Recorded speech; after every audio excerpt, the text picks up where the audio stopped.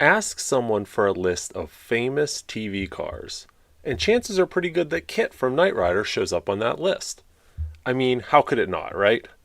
That incredible dashboard, that sleek side profile, that awkward flat stock looking front nose with an elongated hood. Wait, what? That's not the KITT we remember. This is.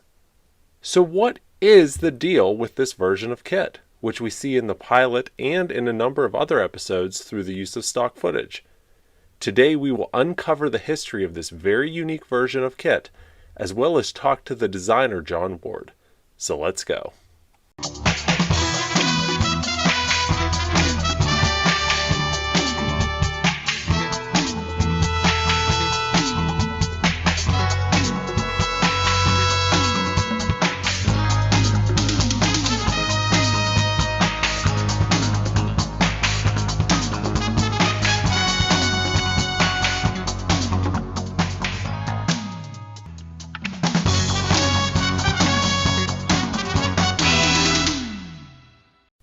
In April of 1982, series creator Glenn A. Larson was tasked with filming a 20-minute pilot presentation video for Knight Rider, which would be shown to NBC executives in New York to hopefully sell the concept as a series. Of course, in order for Larson to accomplish this feat, he needed some cars. 3 cars to be exact. Larson, with the help of his friends at the product placement firm The Vista Group, secured 3 brand new black and gold 1982 Pontiac Trans Ams from the GM assembly plant in Van Nuys, California. Larson only had a few weeks to transform the cars into KITT and film the presentation. With such a tight deadline, he split the fabrication duties. Former Mattel designer Michael Chaffee would build KITT's amazing interior dashboard and consoles, while the outside of the car was left to John Ward, a race car driver and car customizer, to design and construct. John unfortunately passed away in 2014, but on July 27th of 2013, we had the opportunity to interview him at his house about his work on the car. You'll see that interview a bit later in this video, and it is the only interview he ever did about his work on Knight Rider. John talks about working with Pontiac to ensure that the Pontiac Trans Am brand was still visible in the final product, meaning viewers could tell that KITT was a Pontiac Trans Am.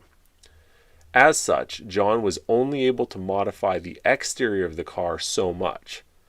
To comply with Pontiac's guidelines, John simply modified the stock 1982 Trans Am nose by closing off the front grills and modifying the center section to accept KITT's famous scanner light. John also extended the center of the stock Trans Am hood by 4 inches to hide the scanner circuitry and give it a finished appearance. Looking back, that extended hood would have given the producers a headache for sure, always having to replicate it when the hood was damaged or new cars needed to be built. Moving to the back of the car, the original design called for replacing the stock Trans Am taillights with custom ones, but Pontiac nixed that idea. John suggested a simple piece of smoked acrylic across the factory lights, and Pontiac agreed. John spent approximately 3 weeks building 2 copies of his exterior-only KITT car and delivered them to Larson to film the presentation. When the series was sold, the crew had about 10 weeks before they needed to go back and film the rest of the pilot, and subsequently the rest of the first season. During this break, Larson asked Michael Chaffee to redesign the front nose to the familiar version we all know today. Larson had always wanted a more customized front nose than what John was able to deliver with the constraints in what Pontiac required and also the time crunch in getting those first cars done. With 10 weeks of prep time and Pontiac's blessing on the new front nose design, Chaffee was able to successfully redesign it. Now, John's original design was never far from his thoughts, however. In 2004, he built a tribute to his original KITT, this time as a drifter car driven by racer Derek Rogers. John even incorporated the elongated hood and a working scanner bar. Alright, so now let's take a look at our 2013 interview with John Ward, and let's celebrate his small role in bringing the original KITT to life. So, what did Michael say about the reason that you built it instead of him and all that? Okay, here's what happened. At the time, Larson was trying to, Lynn Larson and Parker Wade, and that little guy whose name I got. Bill Hoagland. No. Nope. Alex Lucas. Alex Lucas. Okay. Okay. Little Jewish guy, drove a bronze Cadillac, always had a Doberman. That was a kitty cat. But he was a producer for Harker, and I don't have no idea what the fuck he produced, but Okay. he was. Did you ever talk to Harker? Not yet. Oh, fuck. I'm going to, You've got because his name comes up with everyone I talk to about this. And of course, now that thanks to you, I have his number. Yeah. And Lynn Larson's home number. That's maybe. No. But anyhow, Chaffee said that he got called off by Larson to immediately start building the electronic trick shit dashboard for the car. Mm-hmm. And he didn't even know about the guy from Pontiac saying, I don't like it. I ain't gonna do it. That's Jim Graham. Is that who that was? Well, and let me tell you the source of my information. Eric Dahlquist with the Vista Group and Chuck Koch. They sat down with us for 2 hours last fall, and they went through the evolution of how this all came together as much as they could remember. Yeah. And of course, they told us about you as well. So there's a number of times I heard about you. They all said he was the first one to build the first nose. Yeah. Well, But, the anyway. whole damn car. Oh, okay. The whole damn car. And so the guy from Pontiac, I don't know whom he let know he didn't like it, but he told somebody. Okay. Meanwhile, Chaffee is off someplace doing the design work and building the dashboard. Right. And I have pictures Well, of that here. I met the guy from Pontiac at the Polo Lounge. I said, I'll meet you over there. Must have been that Parker Wade called me, or, this little Alex Lucas guy called and said, hey, the guy from Pontiac hates this thing. He's just saying, go back home, he ain't doing it. Yes. And that's exactly what he said. No, we're not gonna do fund the deal, give you the cars, just build the whole thing. And somehow, I got the guy on the phone. Go through that, yes. You got the guy on the phone. And I said, hey, what's the matter? He says, well, the back end just looks fucking horrible. And Chaffee admitted that he had spliced in some 928 Porsche taillights, and the car didn't even look like the car in the back end. I mean, it was Okay. adios. So something we've never seen then. Probably not. There's probably not that drawing anywhere on Earth. And I said to somebody, well, why don't I meet the guy from Pontiac, and I'll bring my pencil and erasers and whiteout and ruler and things, and I'll change Chaffee's drawings to something that satisfies him. Mm-hmm. And so I got the guy on the phone. I says, I'll meet you at the Polo Lounge tonight at 6 or 7 or something, and we'll have drinks and we'll do this deal. He says, well, I don't know. I just can't stand, And I said, well, here, let me come and show you. So I went there and I redesigned the damn car right there on the table in the Polo Lounge. On a napkin? Damn near.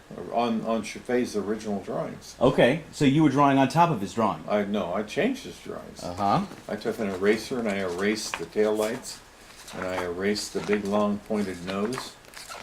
And I said, well, how about this? And I made a more mild nose, and I incorporated the flashing light display again, and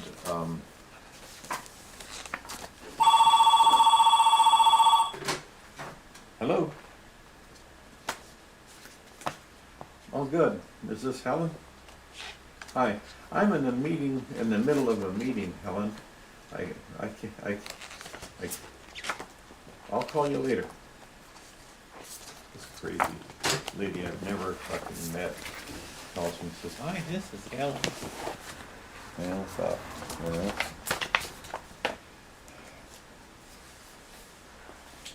Yeah. See, and all I did was shorten it up a little bit. Right. So then did you make it into that? Yeah, I would think so. Yeah, that's the shortened up version right there. Exactly. Only had to stretch the hood 4 inches and put the lights into there. And so I did all of this redrawing right with this guy from Pontiac at that time. And I took the eraser and erased all the stuff from the back of the car. It looked like awful. And I think all we did to the back of the car at first was to take a piece of 1/8-inch smoked Plex and wrap the taillights and the backup lights and the license plate hole in a manner that wasn't offensive to the guy from Pontiac. And all this was on drawing so far? Yeah, All on drawing. all on vellum. Vellum. Mm-hmm. The original drawings. And he said, "Okay, I'll buy that." He called up Larson, I guess, and told Larson, "You got a deal. You know, I'll give you whatever you need for cars and some money and all that stuff that goes on with that." All that stuff that goes on with that. Yeah. You're And- welcome to any of these, by the way. No. Okay. But anyway. I just built them in my little shop out in the town of Aqua Dulce. Is that your shop? I'd sure think so. Yeah, it was just a small shop. So, there's 3 cars there. No, it wouldn't be my shop. See, those are the 2 correct cars right there, the original cars. Okay. And that's somebody making something Somebody making something. off of it. Don't have any idea where that's at. All right, so that might not be your shop. Nope, that was a... All right. Well, you'll recognize this guy. Yep, there's Mikey. And you saw pictures of him looking at my Oldsmobile I built to run in Mexico. Yes, exactly. Now, isn't that bizarre that he remembers he owes me $200? But that's like him, isn't it? Oh, yeah. And he got mad because I was going to build a tribute to the Germans. And why did he care? I don't know. Yeah, there it is, for sure, see? And all I did was put a smoke cover over the taillights. Mm-hmm. And so you did that to that one car. 2 cars. 2 cars. Yep. I built 2 cars at the same time. This is the different nose that he did later, right? Well, actually, the story goes Maybe not. that was yours. That could be. And those are the only pictures we have of it. Oh. And of course, this is. Was this built right around in the same year, 1982? No, hell, I built this thing 5 years ago. Okay, very recently. Yeah. Very To recently. go drifting with, and then I discovered that, I had Cooper as a sponsor, Right. and to discover that drifting was a judged event. And now, while we listen to Joe's selection of Knight Rider music that we received directly from Don Peake himself, we'd like to thank these Patreon supporters. Look at you guys scrolling up the screen to my right. Wait a minute, how can you tell which side is my right, since you can't see me because I'm not on camera? Oh well, you know what I mean. We're featuring these fine supporters at our Knight Rider Prop Restorer level. Thank you very much for your support. And for those of you at the Knight Rider History Hunter level, we're recognizing you right now in the description. Now, if you enjoyed seeing this golden nugget of Knight Rider history being rescued from obscurity, then please consider supporting us on Patreon. Your support would empower us to bring you even more of these historical nuggets. We are the Knight Rider Historians. Till next time, take care, everybody. Bye-bye.